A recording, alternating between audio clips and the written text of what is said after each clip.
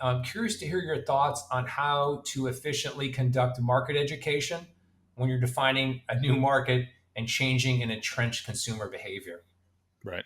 It's so that's a great question, and I'm endlessly fascinated with that because the fate of my brand depends on doing it right.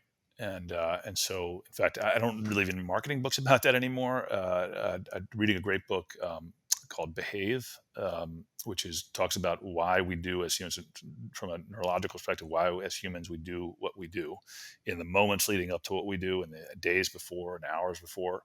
And so, this is a deep psychological question. How do we get consumers? So there's many things. There's many things we do today that we just started doing, but there are few things that over the course of our evolution we've done consistently. And literally before we were human, we started to consume animal protein. Right, it's one of the things that led to this big brain we have. Our brains, when we first started eating meat, were about 600 cubic centimeters, about 1,300 now.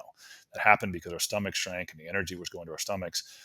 Essentially, started to go to our brains because we're getting more nutrient dense food in the form of meat. So meat gave us a big service, did a big service to us, but it also gave the brain to figure out how to not use it anymore, right? And from an animal, and so barbecues, holidays, it's ingrained in who we are, at least in the Western world, right? And so, how do we occupy that part of the brain that says, I want that satiating, delicious protein, but do it in a way that's come from plants? And that's where I get back to this Got Milk campaign and the Go Beyond campaign. Let's take all the trappings of meat and apply them to material that is meat, but just meat from plants, and help the consumer get there conceptually and mentally. And I think that's working.